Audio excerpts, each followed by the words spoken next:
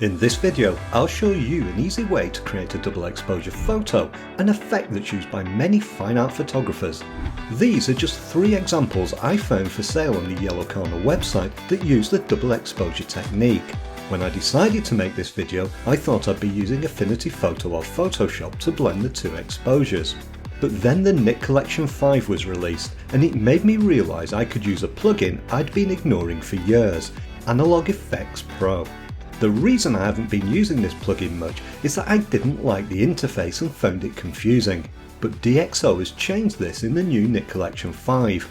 Now don't worry if you don't have the Nik Collection 5, you'll find the Analog Efex Pro plugin in earlier versions and they include this filter we'll be using.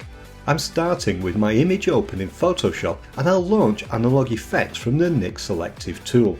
I have this set up to automatically produce a new duplicate layer to work on.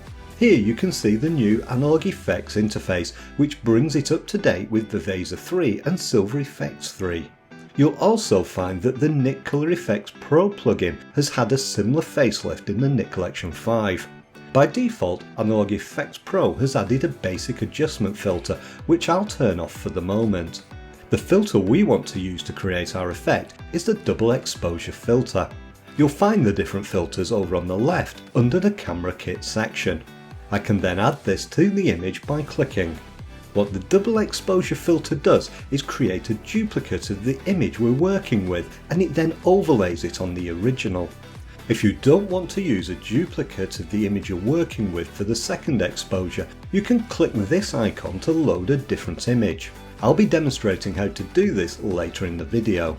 What you're seeing here are 2 images combined at equal strength, but we can change this balance using the exposure balance control. When I move this slider to the left, it shows the original image but hides the duplicate. If I move the slider to the right, you can see the duplicate image but not the original. Let's leave it there for the moment so I can explain the 2 effects you see applied to the duplicate exposure.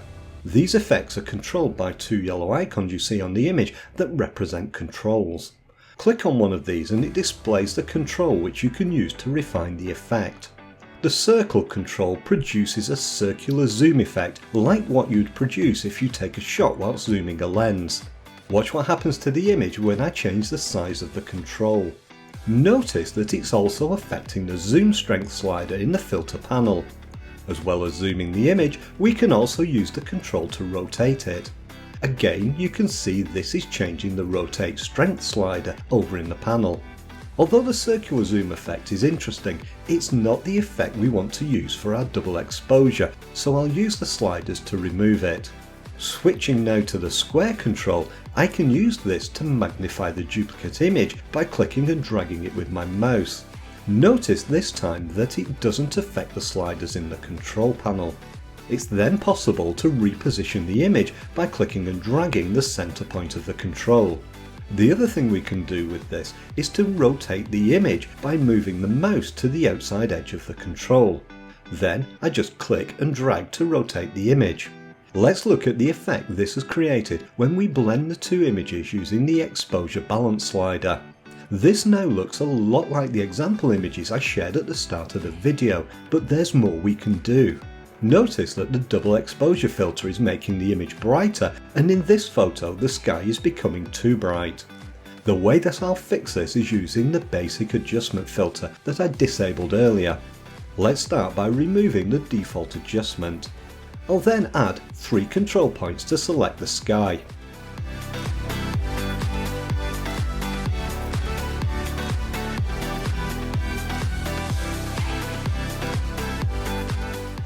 After that, I'll select the 3 control points and group them together. This allows me to control the 3 control points with one set of controls. Now what's interesting about the basic adjustment filter is that its control points don't restrict where the filter is applied. Instead, they give me a second set of adjustment controls which I can use to adjust that area. Now I can control the overall image with the top set of controls, and then the selected area of the sky with the controls on the control point group. After balancing the exposure in this way, you may find that it's necessary to adjust the double exposure filter again. The double exposure effect is looking good, but we can take it to another layer by adding a third exposure. To do this, we need to use a workaround because Analog Effects only allows one double exposure filter to be applied. The solution is to apply the current adjustment and return to Photoshop. Then I can launch Analog Effects again from the Selective tool. Now we're working with an image that's already a double exposure. When the image opens in Analog Effects, I'll turn off the basic adjustments and add a double exposure filter as I did before. This time though, I'll click the second exposure option to choose a different image because the default effect is looking too busy. The image I'll select is a copy of the starting image that I'd previously saved, but you can use any image that you think works well. I can then size, rotate and position this to add the third exposure to the image. After that, I can adjust the exposure and the exposure balance to complete the blend. Now if you've enjoyed this demonstration using the Nik Collection, you should watch this video next. In it I share what I consider to be one of the most essential Nik Collection filters. It's extremely useful and can create big improvements in a lot of images. Thanks for watching, don't forget to subscribe and please share this video with other Nik users. I'll see you in the next video.